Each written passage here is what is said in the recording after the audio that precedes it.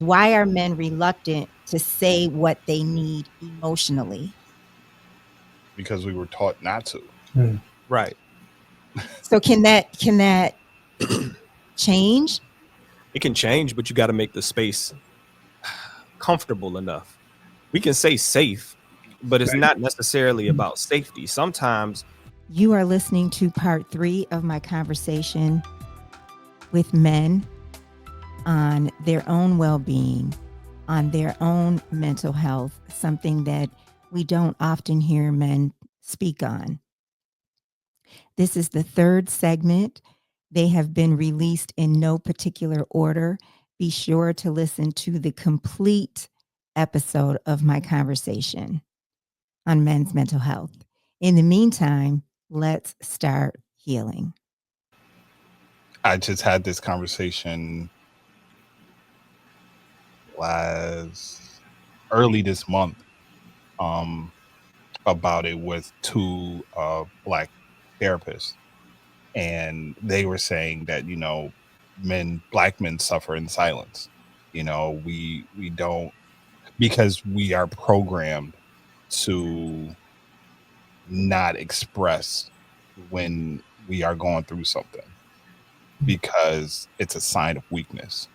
It's a sign of vulnerability.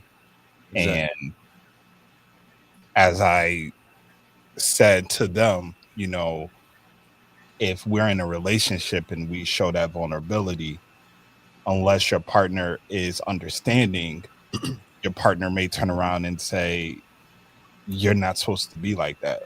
Like my dad showed me, this is how a man's supposed to be. A man's not supposed to admit I'm tired, admit I'm going through this, admit all these things. Mm-hmm. And she'll look at that person, her partner, and say, you are less than a man because you are showing that you're going through, like, you're weak.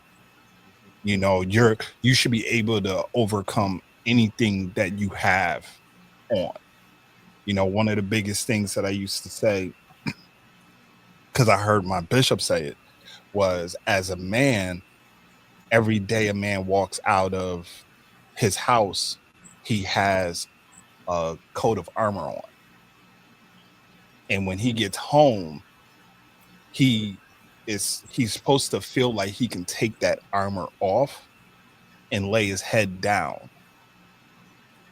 But he can't sometimes because when he gets home, he has to hear whatever his partner has going on, has to hear the kids.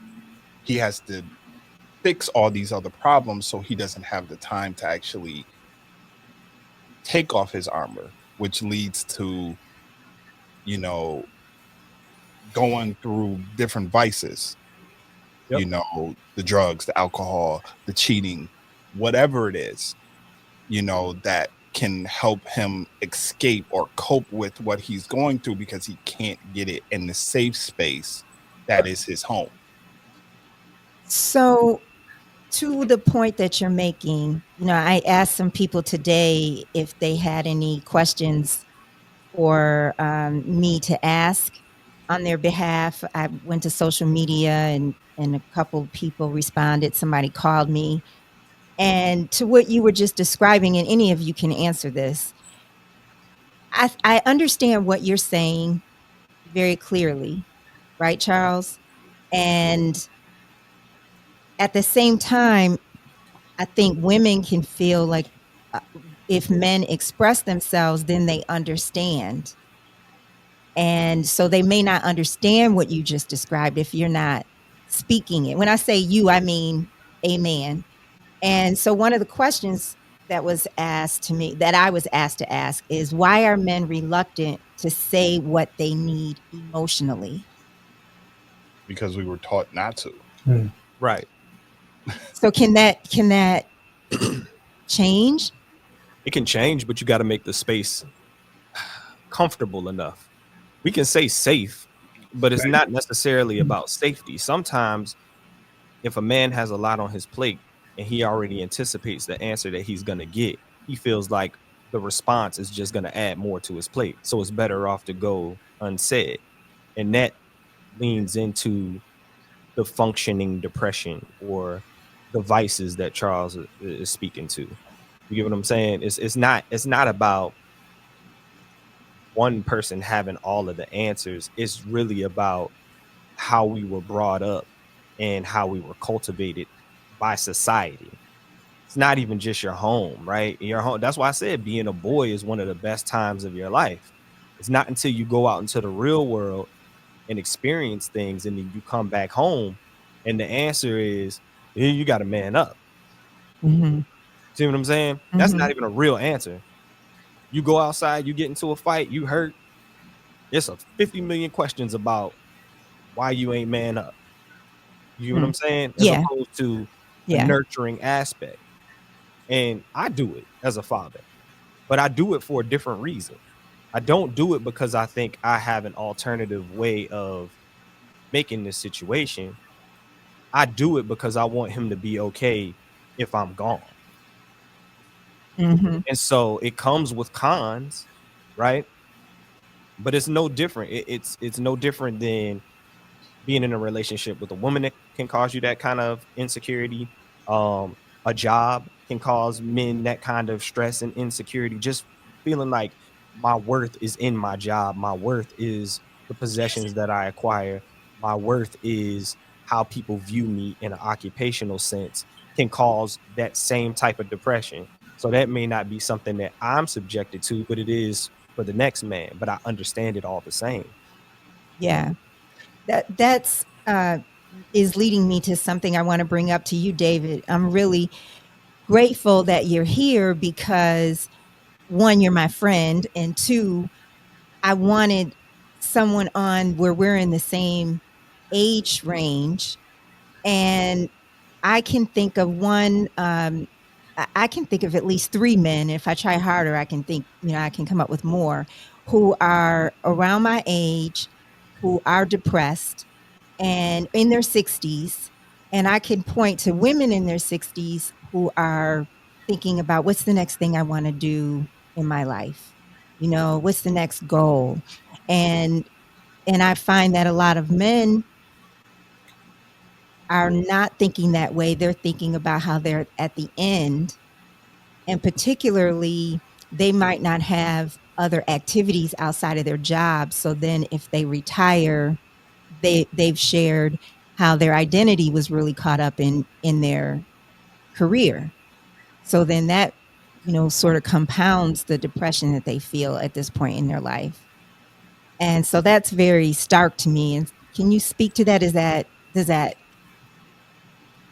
ring true to you in people that or what are your thoughts? Well, um, yes, I know several men who are identified by who they are in their jobs, and I identify myself. Um, I'm a CPA. I passed the exam, which is a very very hard exam to pass, and I reap the benefits of that. But I've never been one to identify myself as just that I'm a CPA and that's it. You know, I get more uh, satisfaction from being a good father to my girls, and now I have a grandson that I have, and I want to put all my energies into help raising him into the man that he should be, you know. And so, but I think we all, you know, the things that we think about all can be traced back to this systemic racism and the Jim Crow laws and everything that we are in 2025 are still experienced that went on in the 50s and the 40s. It's just ridiculous that we're still crying for the same treatment, which is fair treatment, equal treatment, and it just it won't happen. you know. And I've been blessed. I've been my entire life. I've gone to Catholic schools where I was the only black in the class, and I went to St. Vincent St. Mary before LeBron James did. We were the first blacks to be recruited to St. Vincent, and I didn't even know what was going on there during my basketball life at St. Vincent. That I found out years later that the coach that recruited us, Frank Jesse, he had a black cat that was killed and thrown on his car. They had nigger lover written on his car, you know, and we didn't, he kept us isolated from that, you know, and I didn't find out till years later. So, so I've been blessed that I've never been called the N word to my face, you know, and so but I have friends that have been called that and more, and been picked up by the police and all that. And so we're all, even within our own community, some of us has not experienced that, and others have experienced that all their lives, you know. And so it's just, so that's where the support comes in, and trying to help your fellow man, and trying to show kindness. That's why that was one of my words: kindness, forgiveness, peaceful, you know. Try to demonstrate those qualities to help somebody else.